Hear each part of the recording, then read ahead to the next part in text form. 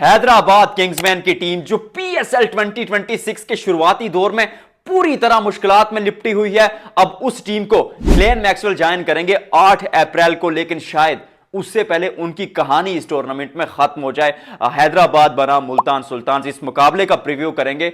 Team actual में हैदराबाद की बुरी नहीं है, नाम बहुत बड़े हैं। आप साइम अयूब से लेकर देखें, माज सदाकत, हमाद आजम जैसे खिलाड़ी इस टीम में मौजूद है। उनका नाम मैंने स्पेशली क्यों मेंशन किया वो आपको बताऊंगा। फिर मारनस लबुशैन, आकिब जावेद, उस्मान खान, तो टीम ठीक ठाक है, लेकिन वो जो कॉम्बिनेशन जिस वजह से मैंने हमाद आजम का नाम लिया अब वो आपके सामने रखूंगा। और सामने मुल्तान सुल्तान की टीम, स्टीव स्मिथ बहुत लाजवाब अंदाज में अब वो पहले ही मुकाबले में अपना कलर दिखाया। फिर उसके साथ साथ अगर देखा जाए तो साहिबजादा फरहान वहां पर मौजूद हैं और पहले मुकाबले में कुछ कर नहीं पाए थे, लेकिन वो क्या कर सकते हैं, उनकी रिसेंट फॉर्म वो दुनिया को दिखाकर आए। और उसके अलावा अगर बात की जाए तो एस्टन टर्नर क्या खिलाड़ी, आई मीन कप्तान दिलेर है, और फिर वो फ्रंट से लीड करने की आदत पिछले मुकाबले में भी आप देखें तो दोनों टीमों की ताकत, कमजोरी और प्लेइंग 11 आपके सामने रखेंगे। लेकिन उससे पहले थोड़ी हैदराबाद की समस्याएं जो हैं, यानी जो दिक्कतें हैं, उनको थोड़ा डिस्कस करते हैं। और उसके लिए मैं हैदराबाद की प्लेइंग 11 आपके सामने जो पिछले मैच में थी वो रखूंगा, और फिर कोई क्या सराई करेंगे कि भाई कोई तब्दीली की गुंजाइश है या नहीं है। साइम अयूब वहां पर मौजूद है और उनके साथ माज सदाकत। कहने को अगर देखा जाए तो दोनों लेफ्ट हैंडर्स एक एज आपके पास के गेंदबाजों को सेटल नहीं होने देंगे, क्योंकि दोनों अलग तरह के बल्लेबाज हैं। साइम अयूब वो नो लुक शॉट भी खेलते हैं, गेंद को मैरिट पर खेलते हैं, और दूसरी तरफ माज सदाकत गेंद को बनाकर खेलने के आदी हैं, और फिर वो लेट खेलने की जो काबिलियत है दोनों ही खिलाड़ियों की वो मुश्किल बनाता है गेंदबाजों के लिए। लेकिन दोनों, माज सदाकत तो एक ही मुकाबला खेले, साइम अयूब दोनों मुकाबलों में फेल हो जाते हैं। और फिर वो जो ओपनिंग, जो नींव और बुनियाद रखती है आपकी टीम की, वहीं पर अगर आप फेल हो जाते हैं तो फिर आप सोचते हैं कि कुछ तो गलत हो रहा है चौधरी साहब। फिर नंबर 3 पर मारनस लबुशैन रन्स बना रहे हैं, ऐसा नहीं है कि रन्स नहीं बना रहे, लेकिन उस रफ्तार से बना नहीं पा रहे जो आपको चाहिए मॉडर्न डे टी20 क्रिकेट में। और सिर्फ एक टी20 मुकाबला अगर वो अक्रॉस द ग्लोब देखा जाए तो पिछले 5 सालों में खेला है।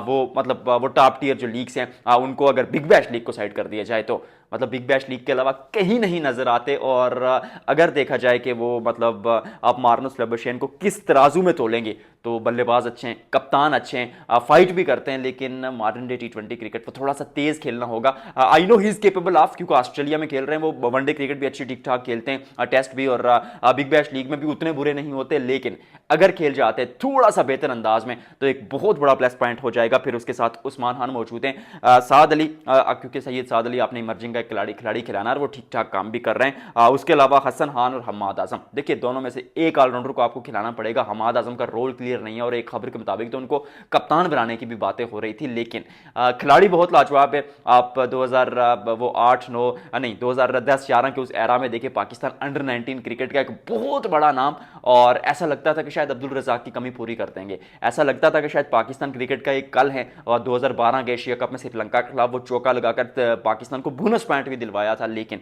वो जिस लेगेसी के साथ, लेगेसी तो नहीं कहूंगा, वो जिस नाम के साथ आए थे या जिस वो ठाठ के साथ आए थे वो कंटिन्यू नहीं कर पाए। और जिस वजह से मुझे ऐसा लगता है कि वो फिर पाकिस्तान क्रिकेट से थोड़ा खफा हो गए कि मुझे मौका नहीं दिया गया, और यूएसए चले गए, और फिर उसके बाद रेस्ट इज द स्टोरी, और rest is the history in fact. और फिर रिले मौजूद हैं, रिले मैरिडिट की अगर आप बात करें तो ऑस्ट्रेलियाई खिलाड़ी जब भी कोई पीएसएल में आता है तो वो हमेशा उस कदकाठी के साथ आता है कि आप उसको वो हवा देते हैं कि यार ये उस तरह का गेंदबाज होगा या उस तरह का खिलाड़ी होगा जो तने तनहा आपको मैच जितवा देगा। रिले मैरिडिट ने कोशिश भी की है, लेकिन अब तक ऑनेस्टली स्पीकिंग वो डिलीवर इसलिए नहीं कर पाए क्योंकि दूसरे एंड से सपोर्ट नहीं है यार। आकिफ जावेद को आप देखें, अगर आकिफ जावेद जिस तरह डोमेस्टिक सीजन में जब पाकिस्तान के लिए भी मैंने एक मुकाबला खेला था वहां पर भी बुरा नहीं किया था, तो या जो पीएसएल रिसेंट खेली है जिस तरह वहां परफॉर्म किया था, यहां आकर वो कलर में नहीं नजर आ रहे। वो मतलब ऐसा लग रहा है कि थोड़े मतलब रिदम नहीं है। उसकी वजह यह है कि हैदराबाद की टीम अब तक जल नहीं हो सकी, और जल इसलिए वजह से नहीं हो सकी कि आपका जो कॉम्बिनेशन है वो कॉम्बिनेशन दुरुस्त नहीं है। इस कॉम्बिनेशन को बैठकर सोचना पड़ेगा कि भाई अगर 2 ऑलराउंडर खिलाते तो फिर क्यों 2 ऑलराउंडर खिलाते, और 2 ऑलराउंडर खिलाते तो वो कितने ओवर्स करेंगे, क्या दोनों 2-2 ओवर्स के लिए खिलाएं या दोनों 4-4 ओवर्स के लिए खिलाएं, ये सोचना होगा। ओवरऑल बस कॉम्बिनेशन बेहतर करने की जरूरत है। मुझे ऐसा लगता है कि टीम ठीक ठाक है, थोड़ा कॉन्फिडेंस देना होगा। और एक ही चीज है टी20 क्रिकेट में जो आपका फार्मूला होना चाहिए, वो है अटैकिंग क्रिकेट। उसके साथ जाइए सामने वाली टीम पर आते हैं।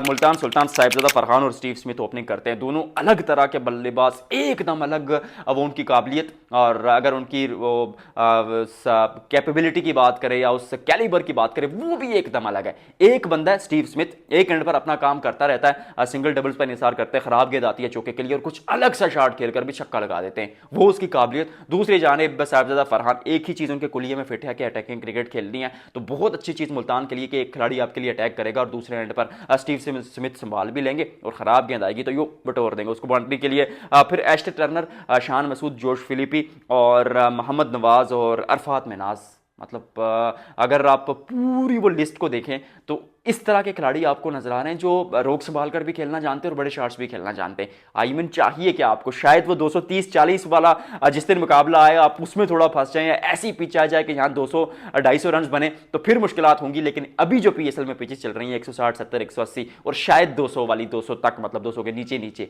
तो मुल्तान सुल्तान्स की टीम बहुत मजबूत है क्योंकि वो उस तरह के खिलाड़ी उनके पास मौजूद कि वो 7-8 के रन रेट से खेलेंगे और फिर वो जब बड़े शॉट की जरूरत आएगी तो सब में काबिलियत है कि वो बड़े शॉट्स भी खेल सकते हैं। फिर गेंदबाजी में अगर देखा जाए मोमिन कमिर पिछले मुकाबले के हीरो, पाकिस्तान अंडर 19 के लिए भी बहुत काम करके आए और एक्साइटिंग प्रोस्पेक्ट हैं और उनके अंदर वो एक फड़क, वो एक आग मौजूद है कुछ कर दिखाने की। उसके साथ अगर देखा जाए तो गेंदबाजी में आप अरफात महनाज, मोहम्मद वसीम जूनियर, शहजाद गुल और पीटर सिडल, एक्सपीरियंस भी है, पुराने गेंद के साथ गेंदबाजी करने वाले गेंदबाज भी हैं, स्पिनर्स भी हैं। शायद उस कद काठी का वो बड़ा कोई तेज गेंदबाज नहीं है, लेकिन अगर देखा जाए ना इस टीम में तो वो कंटेन करने वाली गेंदबाजी मौजूद है। इनकी जो कहानी रहेगी इस टूर्नामेंट में वो टीम, वो क्या कहते हैं, प्लानिंग पर रहेगी क्योंकि इनके खेलने का अंदाज सबसे अलग होगा। अगर आप मुल्तान सुल्तान्स की बात करें, ये ना वो चढ़ दौड़ेंगे सामने वाली टीम पे और ना सामने वाली टीम को वो 60, 70, 100 पर ऑल आउट करने की कोशिश करेंगे। ये प्रॉपर प्लान के साथ, एक स्टेटमेंट के साथ गेम खेलेंगे और मुझे लगता है कि वो कुलिया इस साल आपको कामयाब होता हुआ नजर आएगा। आज की वीडियो फिलहाल इतना ही। कमेंट सेक्शन में बताइएगा कि आपकी वीडियो कैसी लगी।